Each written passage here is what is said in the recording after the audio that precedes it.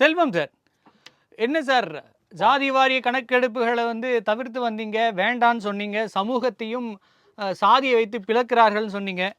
என்ன சார் திடீர் மாற்றம்? பீகார் எலெக்ஷன் காரணமா அல்லது மகாராஷ்டிராவோட எலெக்ஷனோட பிரதிபலிப்பா அப்படிங்கிற கேள்வி இருக்கே சார்.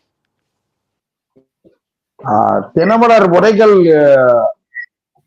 நிகழ்ச்சிக்கு, தினமலர் நிறுவனத்திற்கு, நெறியாளர் சகோதரருக்கு, என்னுடைய சக பங்கேற்பாளர் அண்ணன் சந்திரசேகர் அவர்களுக்கு, அதே போலவே தொழில்நுட்ப கலைஞர்களுக்கு என்னுடைய மாலை வணக்கம்.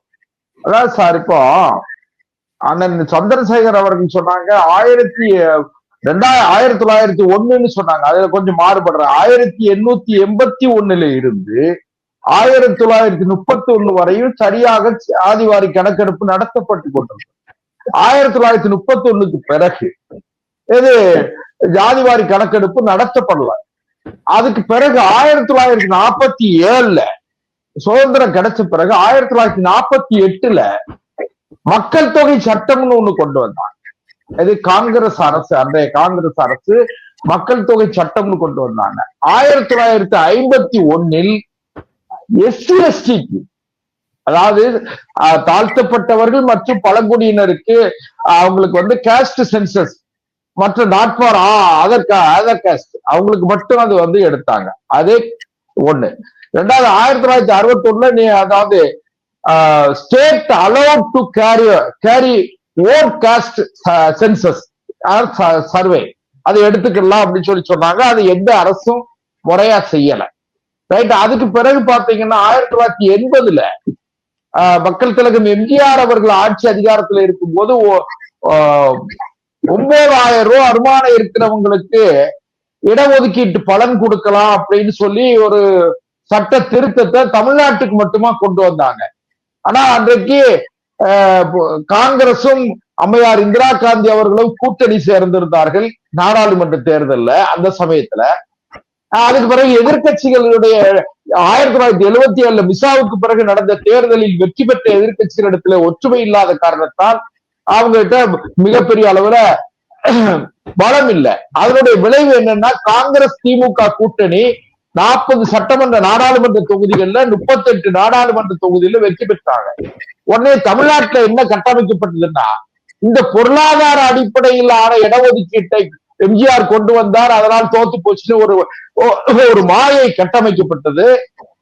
அதனுடைய விளைவு என்னன்னா, 1980 நாடாளுமன்ற தேர்தல் முடிந்தவுடன் கலைஞர் அவர்கள் டெல்லிக்கு போய் அப்போ எச்என் பகுகுணா அப்படின்னு சொல்லி அவங்கதான் அகில இந்திய காங்கிரஸ் கமிட்டி தலைவர். அம்மையார் இந்திரா காந்தி அவருடைய பதவியேற்பு விழாவுக்கு போன கலைஞர் அங்கே காத்திருந்து எம்ஜிஆருடைய பெரும்பான்மை அரசை கலைத்துட்டு தான் டெல்லியில இருந்து வந்தார். அம்மையார் இந்திரா காந்தி அவர்களும் அவருடைய கோரிக்கையை ஏற்றுக்கொண்டு கலைச்சாங்க. அதுக்கு பிறகு நடந்த தேர்தலில் எம்ஜிஆர் வெற்றி பெற்றார். அதுக்கு பிறகு அதை அந்த 9,000 ரூபாய் ஸ்லாப் அதை அப்படியே விட்டுட்டாங்க. அது அதாவது 1980. அதுக்கு பிறகு பாத்தீங்கன்னா அம்மையார் ஜெயலலிதா அவர்கள், புரட்சி தலைவர் அம்மையார் ஜெயலலிதா அவர்கள் ஆட்சி அதிகாரத்துக்கு வந்தப்பதான் இதை கொண்டு வந்தாங்க. இது நம்ம 69% இடஒதுக்கீட்டு சட்டத்தை கொண்டு வந்து நிறைவேற்றி, அதுலயும் 9th ஷெட்யூல்ல 9வது அட்டவணையில் அதை சேர்த்து சட்டமாக்குனாங்க. அதனுடைய விளைவுதான் இன்னைக்கு வரைக்கும் அந்த 69% இடஒதுக்கீட்டை யாராலையும் தொட முடியல. இது ஒண்ணு. அதுக்கு பிறகு அண்ணன் சந்திரசேகர் அவர்கள் போற போக்குல சொன்னாங்க, 2011 மன்மோகன் சிங், டாக்டர் மன்மோகன் சிங் அவர்கள் தலைமை அமைச்சராக இருக்கும்போது கொண்டு வந்த அந்த ஜாதிவாரி கணக்கெடுப்புல, ஜாதிவாரி மக்கள் தொகை கணக்கெடுப்ப அந்த டிராப்ட் பில்ல கூட அவங்க வெளியிடல. எது காங்கிரஸ் வெளியிடல. 2010 அதை சட்டமாக்கி அது 11 எடுக்கப்பட்ட அந்த சட்டத்தை, அந்த சர்வேய வெளியிடல. 2013 முடிகிற வரைக்கும் வெளியிடல. அதுக்கு பிறகு 2014 மரியாதைக்குரிய பிரதமர் நரேந்திர மோடி அவர்களுடைய ஆட்சி, பாரதிய ஜனதா கட்சி ஆட்சி 2014 வந்தது. இன்னொரு செய்தி ஒண்ணு என்று கேட்டீங்கன்னா, இவ்வளவு தூரம் காங்கிரஸ் கட்சி பெரிய ஜாதிவாரி கணக்கெடுப்பு, மக்கள் தொகை கணக்கெடுப்பு எல்லாம் சொல்ற காங்கிரஸ் கட்சி இதுவரை சுதந்திரம் அடைந்து 78 ஆண்டுகள் ஆட்சி அதிகாரத்தில் நாம சுதந்திரம் அடைந்த 78 ஆண்டுகளில் ஏறக்குறைய 60 ஆண்டுகள் அவங்க ஆட்சி அதிகாரத்துல காங்கிரஸ் கட்சி இருந்தது.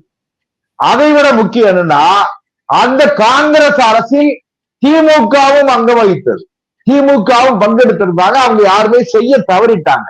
ஏன்னு கேட்டீங்க, எதுக்காக நான் சொல்ல வரேன்னா, இப்போ இவங்க எல்லாம் குற்றம் சொல்லுவதற்கு எந்த தார்மீகமான உரிமையும் அல்லது அந்த அந்த இது இருக்கான்னு எனக்கு தார்மீகம் அவர்களுக்கு இருக்கிறதா என்பது எனக்கு தெரியல, இல்லைங்கிறது என்னோட கருத்து. ஏன்னு கேட்டா, இவங்க செய்ய தவறியதை பாரதிய ஜனதா கட்சி இப்ப நாங்க செய்யறோம்னு சொல்லி நேற்றுக்கு முதல் நாள் மந்திரி சபை கூட்டத்துல கேபினெட் கமிட்டி கூட்டத்துல அப்ரூவல் பண்ணியிருக்காங்க. அதான் மரியாதைக்குரிய அஸ்வின் வைஷ்ணவ் மத்திய ரயில்வே துறை அமைச்சர் அவர்கள் பிரஸ் மீட்ல சொல்லி இருக்காங்க. கேபினெட்ல கவுன்சில் ஆஃப் மினிஸ்டர்ஸ் உடைய அந்த ரெசல்யூஷனை இல்ல, இன்னும் அடுத்த கட்டம் இன்னும் அதுல கேஸ்ட் சென்சஸ் இருக்கு பாருங்க, அதை எடுக்கிறதுக்கான ஒரு கமிட்டி ஃபார்ம் பண்ணணும், கமிட்டியோட சேர்மன் அப்பாயிண்ட் பண்ணணும், கமிட்டி மெம்பர்ஸ் அப்பாயிண்ட் பண்ணணும். இன்னும் அந்த ப்ராசஸ்ல இருக்கு, அதுக்கு பண்டலாம் அலோகேட் பண்ணணும். இன்னும் நிறைய ப்ராசஸ் இருக்கு, அது நிச்சயமா நடக்கும். இதுக்கு இடையில ஒரே ஒரு முக்கியமான ஒரு செய்தியோட முடிச்சிடறேன். இல்ல, இதுல ஒரு முக்கியமான விஷயம் என்னன்னு கேட்டீங்கன்னா, நம்ம இந்தியாவுல நான் இப்ப சமீபத்தில் தெரிஞ்சுக்கிட்ட செய்தி, 46 லட்சம் ஜாதி இருக்குங்க. எதுக்கு எடுத்தாலும் ஜாதி, எதை எடுத்தாலும் ஜாதி. 46 லட்சம் ஜாதி, 46,363 ஜாதி இருக்குன்னு சொல்றாங்க. அது என்னது, எதுல போய் முடியுதான்னு தெரியல. ஆனாலும் கூட மத்திய அரசாங்கம் ஒரு நல்ல முயற்சியை முன்னெடுத்திருக்கிறது. இதுக்கு நீங்க பீகார் தேர்தலை காரணம் காமிச்சாலும் சரி, தமிழ்நாடு தேர்தலை காரணம் காமிச்சாலும் சரி,